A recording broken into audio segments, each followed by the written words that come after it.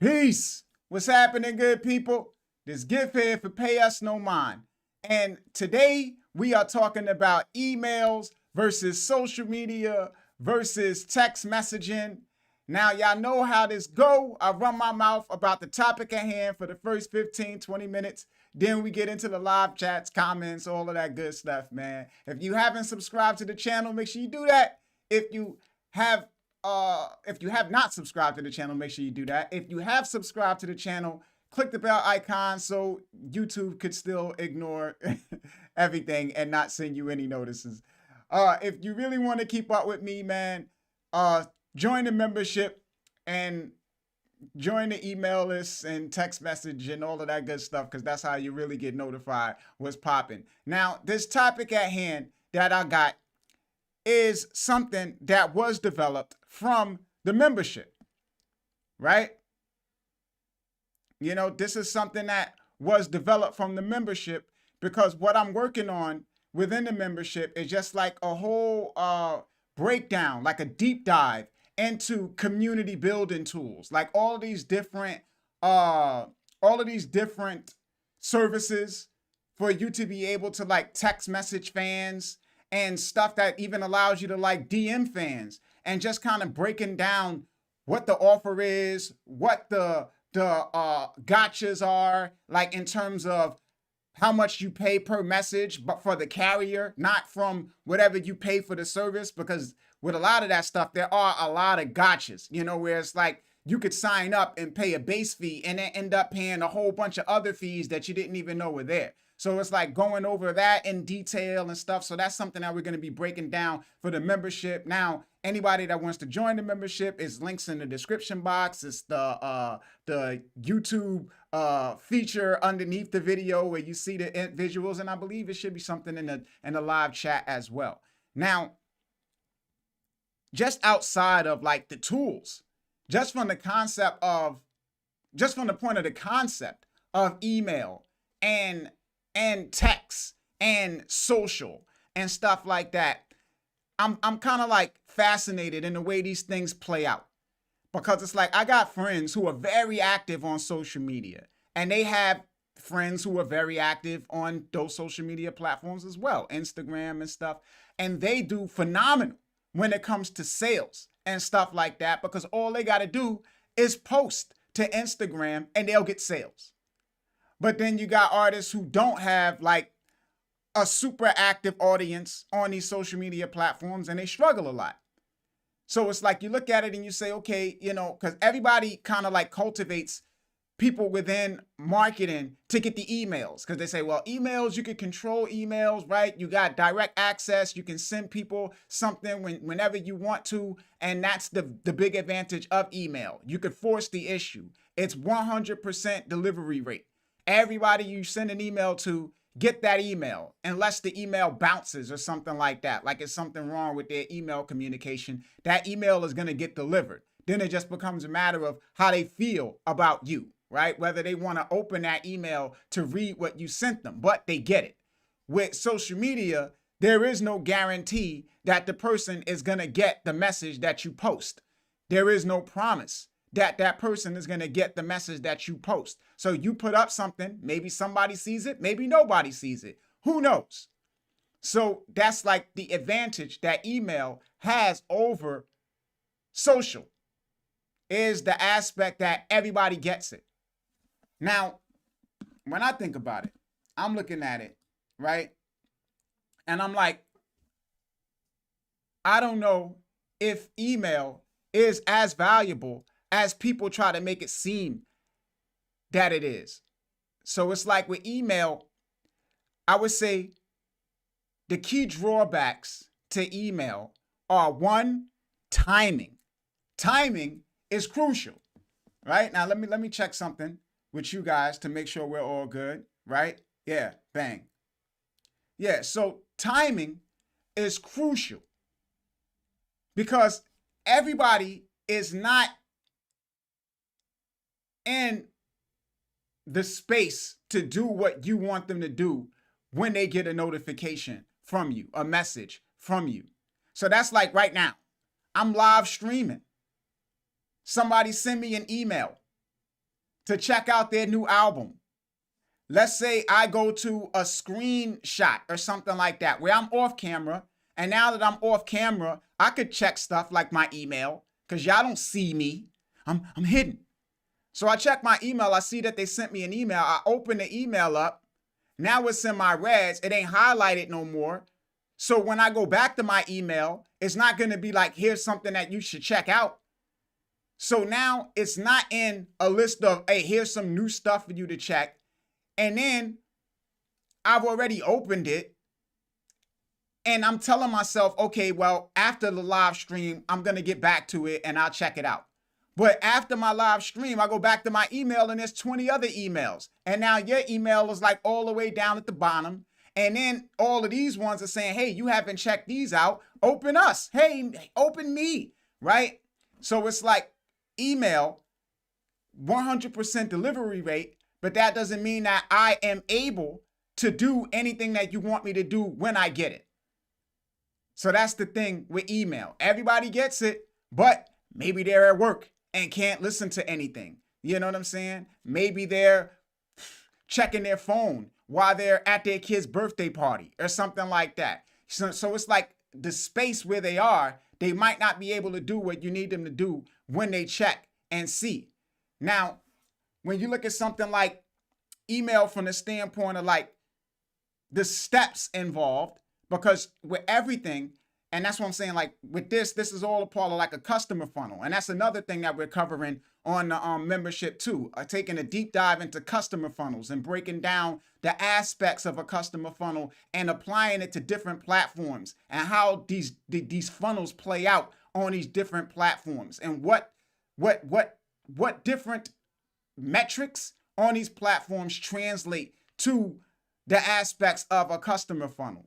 But when it comes to email, you think about the steps involved, because the whole thing is that you want to eliminate friction, as much friction as you possibly can eliminate between getting people to do, between bringing awareness to something that you want people to do and getting them to do it. Like, you don't want to make that super complicated. So if you are a sneaker store and you run an ad for sneakers, when somebody clicked that link for the pair of sneakers that they saw, you want that person to be taken directly to the sneaker that they saw and have it be easy for them to add it to their cart, check out, and buy, right? No extra information having to be filled out. No, hey, why don't you read this document first? Or no, sending them to the homepage where they have to be shown all of the products that you sell and find the sneakers that they want. Like, that's not what you want. That's friction that leads to people leaving. So with email, there are steps involved. There's friction. So I get an email, and in my inbox, you got all of these emails, and it's just text. It's just lines of text. There isn't really anything that's gonna like grab my attention. So I'm like reading stuff. First comes money. I'm looking for opportunities to make money. Somebody sending me money, something, about that. Next is like bills and making sure nothing is a late payment or anything like that. Then if you got a job, probably stuff from work, all of those different types of things that you're checking for. And then you got that text message, that text and the subject line. So the subject line has to like pop out and pull people in. And it's like, okay, well, what's going to pull people in? Hey, my new album, I don't know if that's going to do it. Now, at the same time, that's the first step. You have to attract my attention with just a subject line, right? Just the subject line of text. You got to attract my attention. So that's step one. Then after you attract my attention, I click on that email and it opens up. And that's when I'm exposed to your visuals and all of that other stuff that you got in there. Now, I can't engage with those visuals from within that inbox. So I have to click out. I got to click a link to go to YouTube to watch your video, or to go to Spotify to hear your song, or anything like that. So that's step two. I open it up. I see everything, right? I got to be compelled now from the content that I see to further engage, to click, to go somewhere else. And then, step three is when I actually get there and have to click the play button on Spotify or click the play button on YouTube or anything like that, you know? So it's like it's more steps involved with email and getting people to do what you want them to do. So you got that aspect of whether they're in the position to be able to do what you want them to do, where they're not at work, they're not occupied with something else. And then you got the steps involved with having to be having to have a line of text attract their attention, get them to open up that email, and then have whatever's in that email compel them to click and go to a platform or something like that. Now, when you look at something like social media, the advantage that social media has is the fact that people are always on it. And you have more opportunities to attract attention because there's more triggers. So with text, with email rather, it's just that subject line. But with social media, you got the messaging, which is the text. You got the image that can attract attention, whether it's just a photo or a video or whatever have you. And then you got social proof that can compel people to engage as well. And social proof is comments, likes, things of that nature. So somebody see an image and then they look underneath it and they see it's got 1,000 likes. They're like, well, what's so hot about this that everybody liking it? You know what I'm saying? Or people see a whole bunch of comments, especially on Facebook and Instagram, where they might see comments from people they know. And then it looks like, okay, well, people in my community are responding to this. Let me see what this is about. You know? Hold on, let me check. So people are looking and saying, okay, let me see what this is about because people in my community are responding to it. I see all of these comments. I see all of these likes. I see shares. I see all of this stuff. So you got that aspect of it, you know? Then you look at it and you say, okay, right? You look at it and you say, all right. Now, the other thing is, timing is more of an advantage on social media than it is a disadvantage. Because when people are on social media, they're just blowing time. And I spoke about this previously. They're just there, you know, consuming content. So it's like email is more, people check their email before they go to work. You know, people check email while they're at work. You know, social media, if people are on there, for the most part, they are engaging with content. They're listening to audio, you know, sometimes on Instagram, maybe they're just looking at images, but odds are, you know, they might be in a position where they could listen to something if they really wanted to hear it, right? So it's just the difference in where people are in the space of what they can do. So it's like on social media, they're more likely to be able to engage. So you got that aspect of having more triggers to attract attention and get them to engage. And then you have the aspect of timing for them being in a position and having the time to engage. So those two things make social media a bit more appealing. And then the other aspect of it is sometimes I can feel like email can be a bit harassing. Like there's an artist that I know that has a customer funnel, right? Like you got these platforms that are like, hey, here's this email automation, like an automated email funnel where they give you something, you sign up, then once you sign up to get that free thing, you get an email that's like, hey, thanks for signing up and you got this free thing. Now, you know, why don't you go do this thing that's trying to like upsell you to buy something? And then if you don't respond and buy, they have the system set up to automatically send you another email to offer you like a discount or something like that, or offer you some type of perk to try to bring you back to actually, you know, buy and complete the sale. So if you don't respond to that, then they might have it to automatically send you an email offering a more aggressive discount or something like that. So it's like all of these automated emails, and sometimes they're presumptuous. They're assuming that you did things that you didn't do. It's like, hey, I know you watched this video and you didn't watch the video, so all of these different things. But I can say that it feels somewhat harassing. And that is one of the other differences between email and social media, because email is like somebody knocking on your door and asking you, hey, want to buy this vacuum? You know what I'm saying?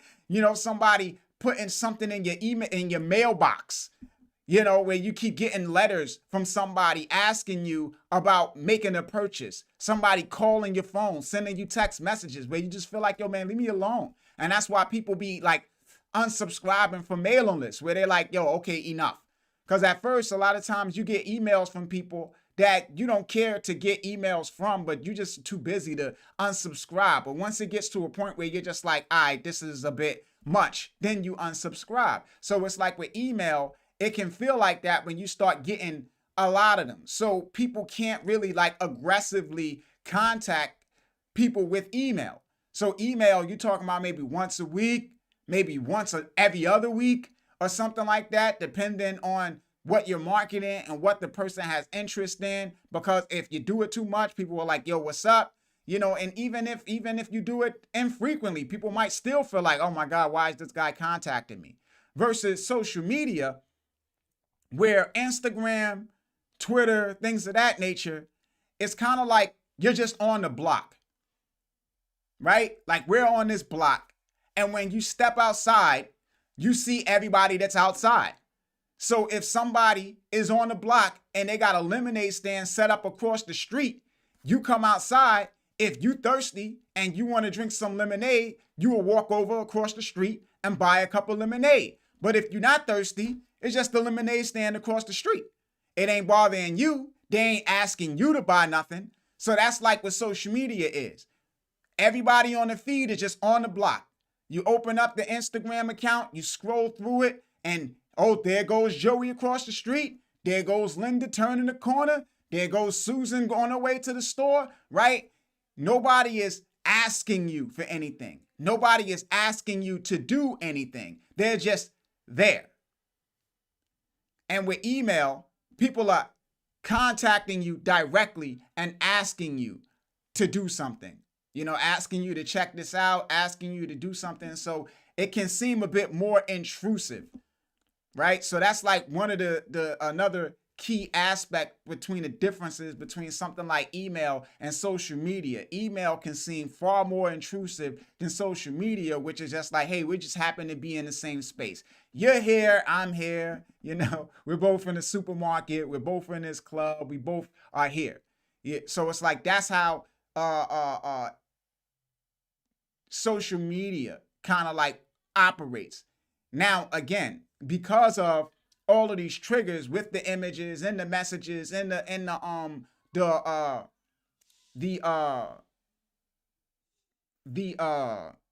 comments and likes and the social proof, things can be far more impactful than email, because social media can present the idea of community.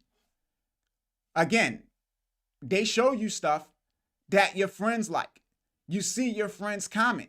So it's like, this is something that the community supports. And if I want to be perceived, even if you don't necessarily, or even if you're not necessarily thrilled about it, if you want to be perceived as a supportive community member, then you'll support too. Now, a friend of mine just shared some post on Instagram about like weed spots, and it did really well from the standpoint of compelling people to support. And I want to try to go over that, but I got to like set it up and stuff like that. So, y'all going to have to pardon me when I get to that. But yeah, just carrying on, because I said email, social, and mobile.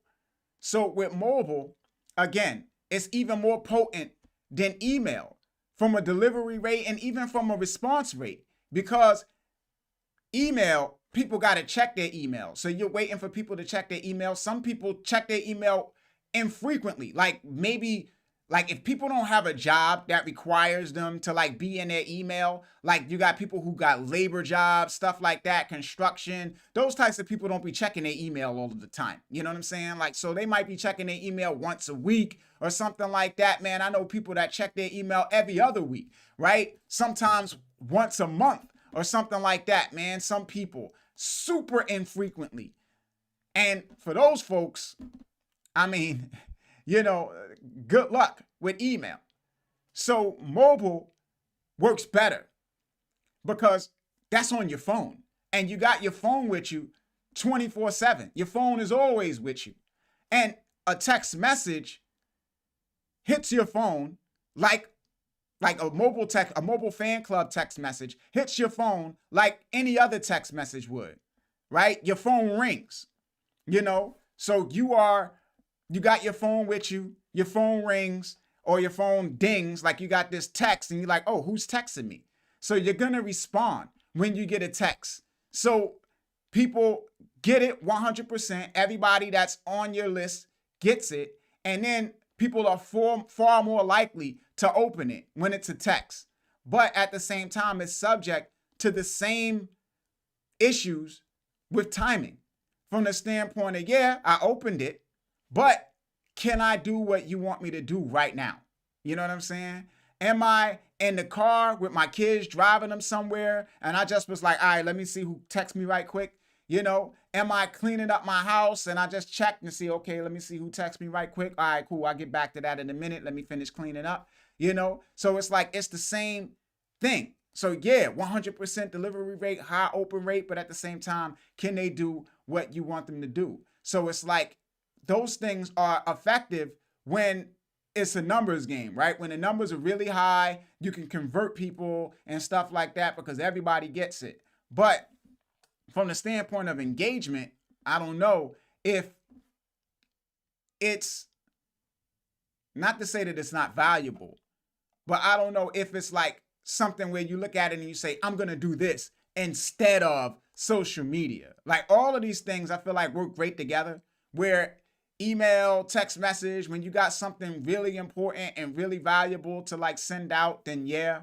But if not, then, you know, you post to social media, and social media also gives you the ability to keep peppering people with stuff, to stay in front of them. So it's like, whereas with email, you might be able to send people one email about something before it feels harassing. And with text message, same thing. You send somebody a notice that you got some new merch or something like that. If you keep sending them text messages, it's going to feel harassing. But with social, you can post a notice that you got new merch, then you can post an image of the new merch, then you can post an image of somebody that bought the merch wearing it, then you can post an image of your song with the merch and a slideshow, right? So you can post multiple things every day regarding the product that you created and not feel harassing to somebody, where they keep seeing it, and the more they see it, the more likely they might be to buy, right? Because maybe they intend to buy, and this just reminds them that that was something that they were gonna do. And then they say, oh man, let me go and let me buy, you know? So it's like, but a lot of times, man, with this stuff, I look at it and I think from the standpoint of like, yo, I come from an era where we didn't have that level of access. So it's like songs came on the radio, songs came on TV, and you had to go and seek out what you wanted. And I feel like despite the fact that we have this level of access with everybody, you still might just want to create something that people value so much that they seek you out, as opposed to you having to like push the content on them, you know, where it's like people are coming to Instagram to see what you posted. People are going to YouTube to see what new music video you've got up. Like if you could get it to that point, you're probably in a far more powerful position than you are if you're like pulling your hair out about, you know, how can you reach people because you got these Instagram followers and they're not seeing your stuff, you know? So it's like, if people are seeking you out, then it doesn't matter. They're going to find you. They're going to go to Instagram or look for you, right? Like Beyonce does not have to tell people that she posted something to Instagram. Everybody goes to her page, and if she posted something, it becomes news. And all of the outlets start showcasing it and stuff like that. So it's like you want to be like Apple. You want to be like PlayStation, where people are going to the store to buy you and not so much, like, okay, you got to reach them. You got to email them. You got to text message them. You got to do all of this stuff, because if you got to do that, like you have to do that in order to reach them, then odds are that person isn't really all that engaged in the first place, So these things have value, but at the same time, you got to take it with a grain of salt. But still in all, they do have tremendous value from that aspect of you being able to reach everybody that you have on the list, where if anybody has interest, then you got them. Because with social media, what they effectively are saying is if somebody does not call you, they don't love you. And we know from real life that that's not true. There's a lot of people that we love that we got on our phone that we don't call, not because we don't love them, not because we don't want to talk to them, but because life. We got jobs, we got kids, we got bills, we got things that we doing. We working on music, we doing stuff. So it ain't like, all right, cool, I got time to just sit and talk with somebody for an hour or something like that. But it's like, you ever called a friend, and they answer the phone and you like, yo, man, what's up? And they like, oh, right? And they like genuinely excited to hear you, but y'all haven't spoken in a while. Right? You haven't called them, they haven't called you, but the love is still there. Y'all still support each other. Y'all still value each other, and then you find out that he been going through something, maybe something with his girlfriend, maybe something with his kid. And it's like, oh man, I didn't know that. So it's like social media kind of like disregards all of that. Like, hey, this guy's not liking your post. This guy's not commenting on your post. He doesn't want to hear from you. So we're going to hide your post from him.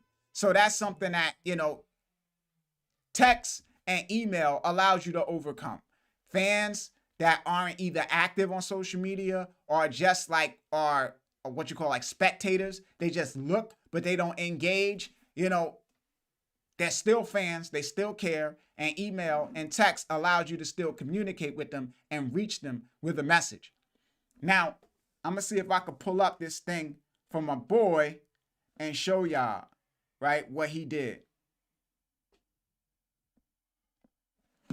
Because it's real interesting, man. So should I share my entire screen? I don't know.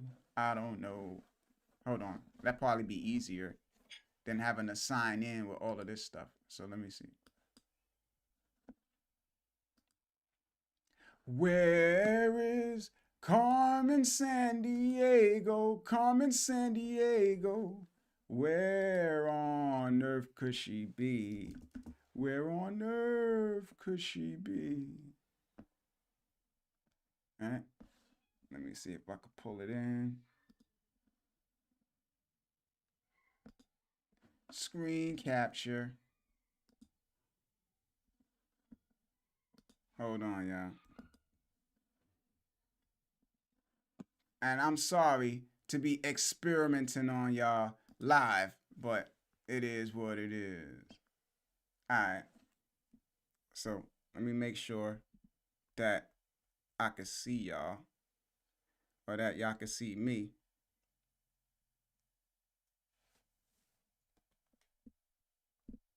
Hold on.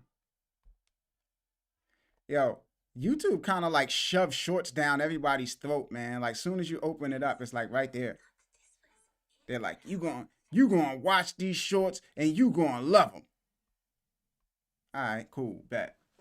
So I'm giving everybody free ads, free advertising. Yeah, but this my boy Cav, man. And I just want to show what he put up, like these couple posts that he put up.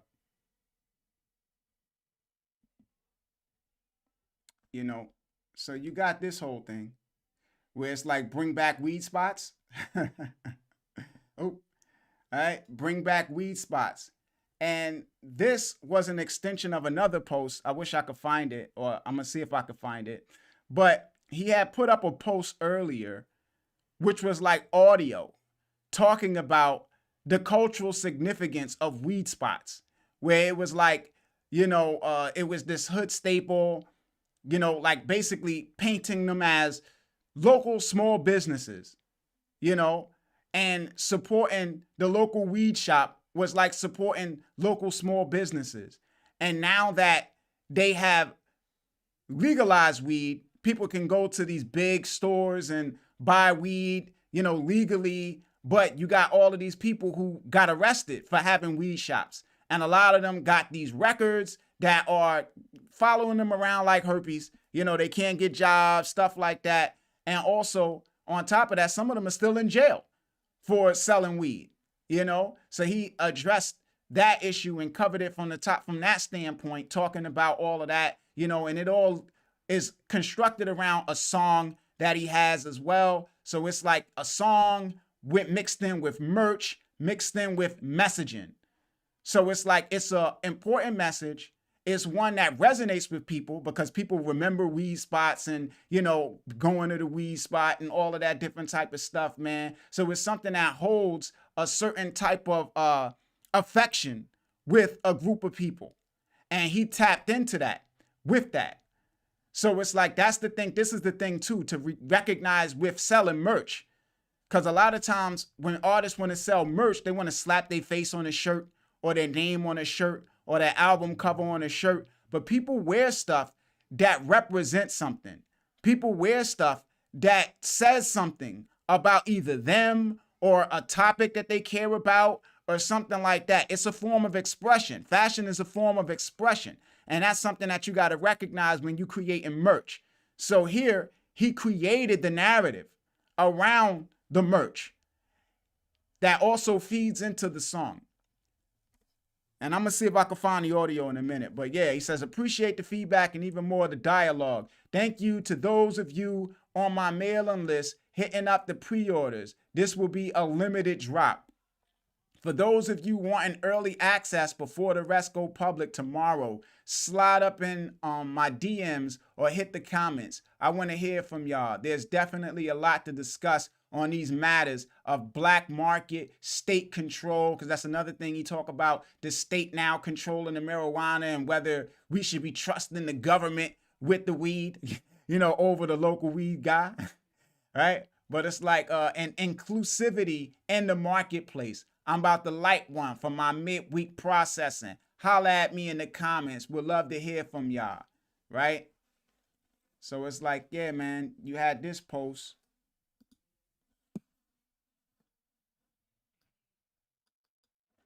Now let me see.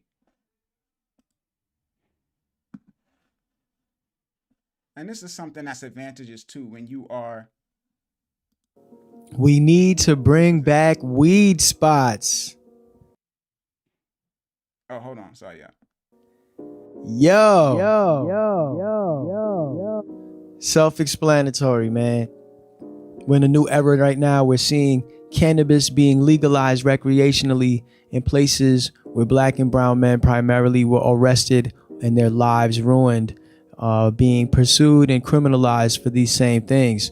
So, now that you can go buy weed at Starbucks in your neighborhood, or that, your local grocer becomes an organic provider of what was considered paraphernalia, I still think that we need to be actively pursuing expungement and giving some credence to the black market, because the black market forever, yo. We need to bring back weed spots. I don't know if I fully trust the government taking full control over the plant that, I use to medicate or to meditate. And we need to bring back weed spots. We need to bring. Yeah, I hope y'all can hear that. I hope y'all was able to hear that, man. Right? But yeah, so you see the response was very, very positive. Like you see all of these comments that people posted, man. It's just like a long stream of commentary that people have on it. So it's like, yo, man, when you make art that's culturally significant, that like holds a place, takes on a different life, takes on a different thing. So it's like you got making like booty shaking music that people can dance to. You got making, I guess, lyrical music that's just lyrical, where you just, words, word salad, right? Riddle me, diddle me, fiddle me, siddle me, type of thing. And then you got music that touches people. And that always, 9 times out of 10, is gonna be better for an artist than all the other stuff, right? Like, all the other stuff works when there's an engine behind it. And that's something that I feel like a lot of artists overlook. The fact that this pop music has an engine behind it. So it's like these guys are selling something else, not just the music. They are selling fame, they are selling success, they are selling desire, right? They're playing on people's low self-esteem and insecurities and all of these different types of things, man. Whereas without the engine to like be able to have the cars and the jewelry and the celebrity friendships to sell the idea of, hey, I'm some big shot, right? The music isn't something that really resonates with people. And I remember J. Cole being on the radio talking about it one time, where he was like, yeah, this is something that they play in the club and you dance to while you in the club, but it's not something that you listen to when you go home, you know? So it's like, yeah, right. When it comes to what sticks to people's ribs and what they like vibe to when they home and they're like listening to stuff that just like resonates with them, it's something different. And you got to speak to something that connects with people if you really want to like make money. So it's like with popularity, which a lot of times people gun for, it seems easier because all you got to do is get people to pay attention. They call it the attention economy. If you could get people to look at you on social media, then you're like, well, I can make money if I could get people to look at me. If I could get people to just hit the play button on Spotify or add it to a playlist, then I can generate streams and I can make money. But that is where a lot of people have kind of been misled, because you got all of these artists that are doing that and they're not making any money. And in fact, they have to spend money to try to realize that dream of becoming popular enough to just make money off of the attention. So it's like you got artists spending thousands of dollars on Facebook ads and stuff like that to try to get the type of attention that they would need to get the numbers that they would need to make any kind of relevant revenue. Where it's like if they just made something that connected with people, they could make money from 100 people. You know what I'm saying? 1,000 people, right? And just keep selling to those 1,000 people or those 100 people over and over again, different stuff, because the music connect with them and they're fans of it, right? But yeah, I'm one last thing, right? There's one last thing that I wanted to check. And for those artists out there that do a lot of different things,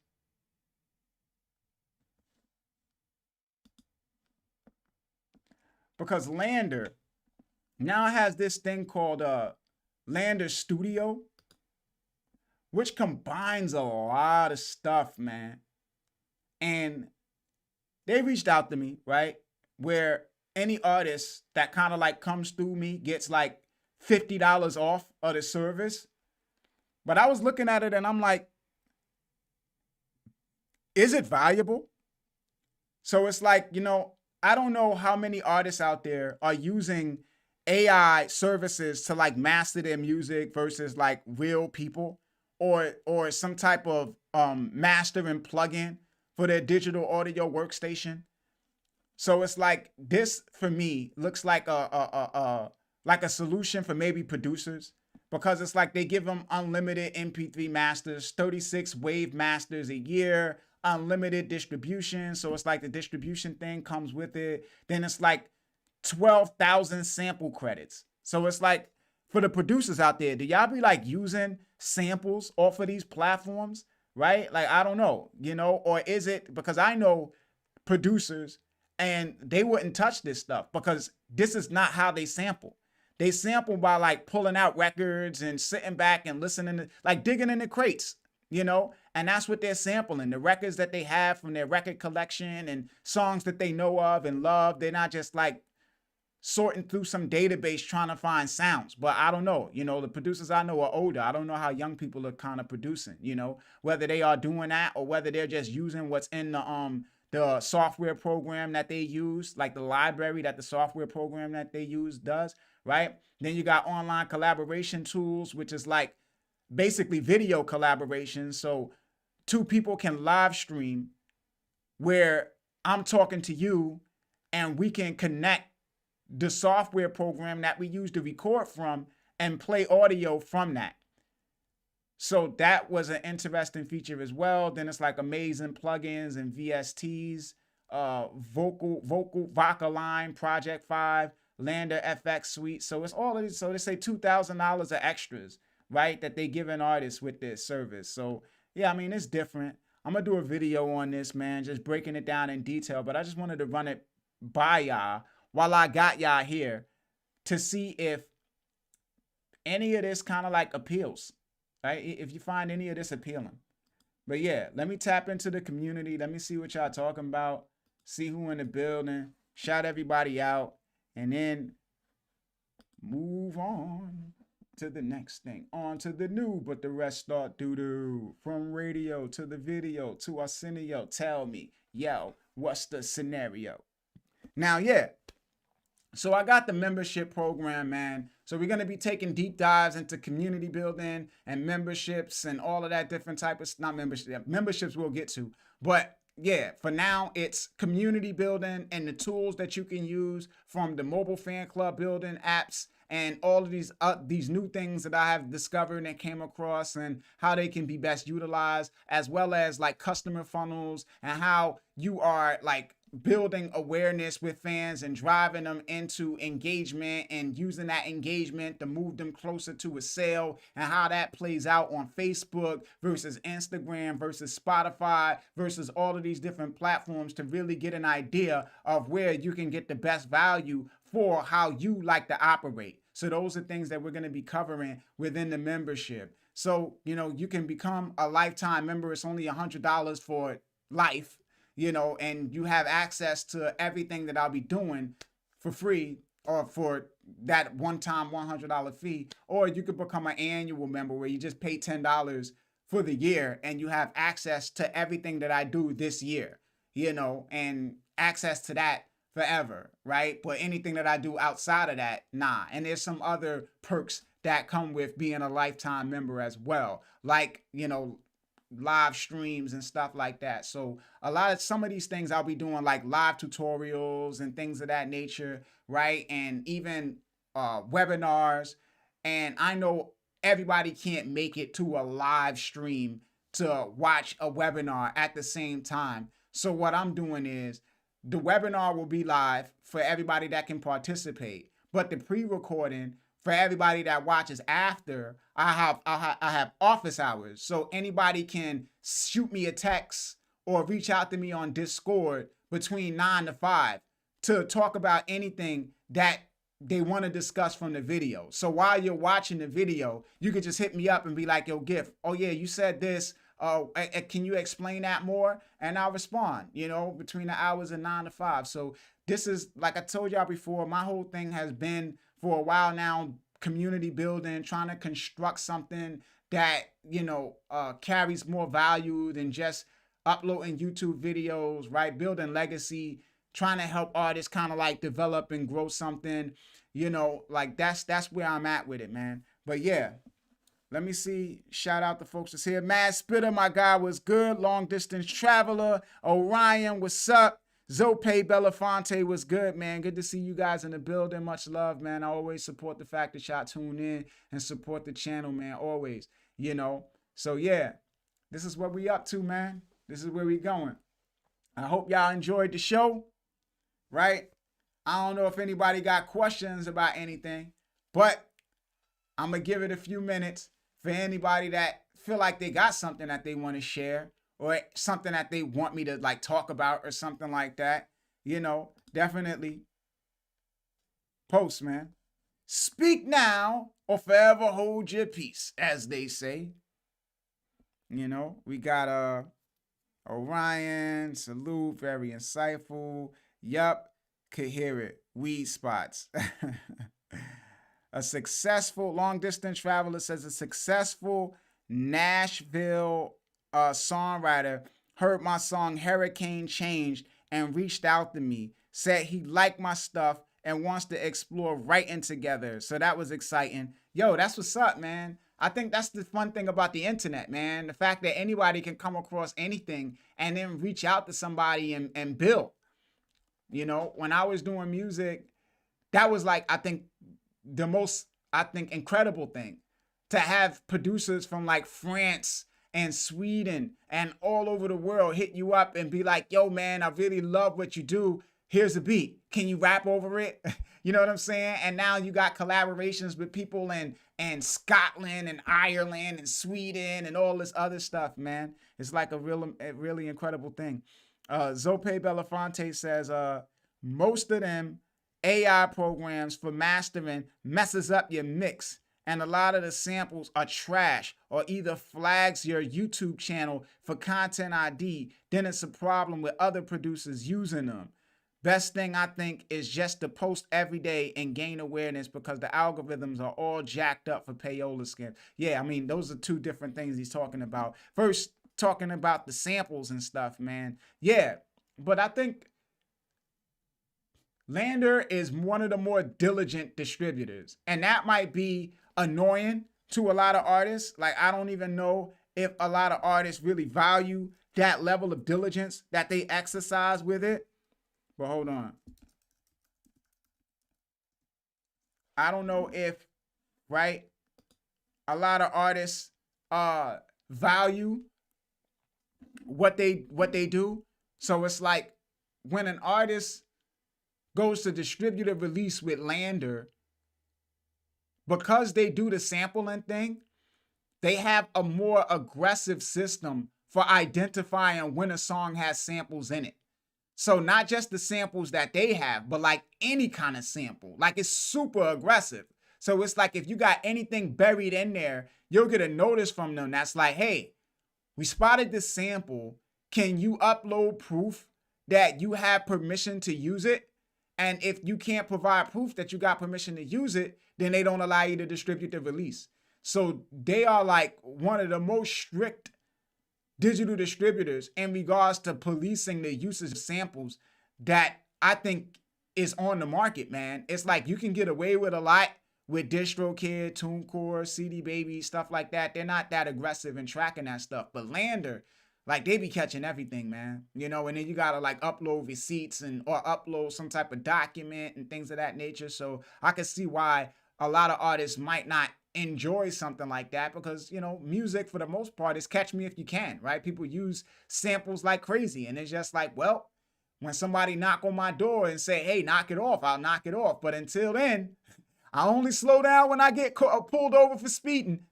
You know what I'm saying? And that's how a lot of people be operating, man.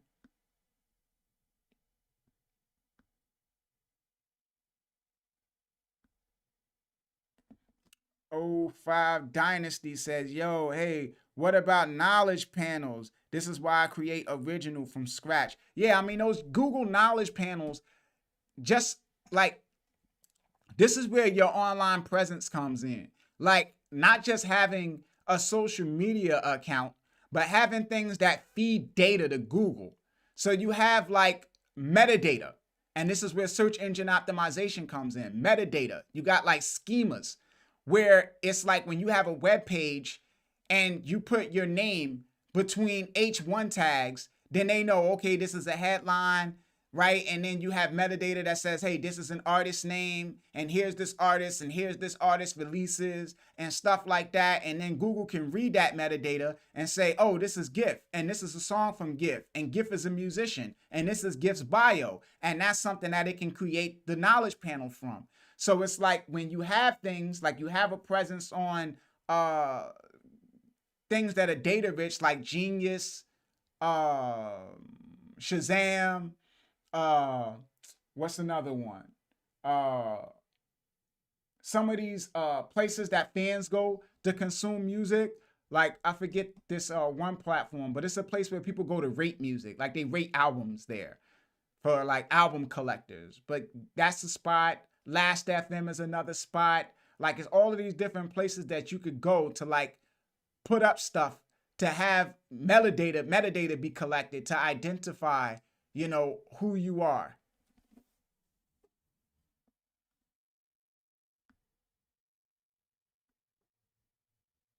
Yeah, man. So again, man, I appreciate y'all for tuning in. I'm gonna get on up out of here, man. It's been much love, good people. Right? As always, y'all can hit me up at PayUsNoMind on Instagram, at PayUsNoMind on Twitter, PayUsNoMind@gmail.com. This is Gift signing off. PayUsNoMind. Peace, good people. One. Raw, RAW.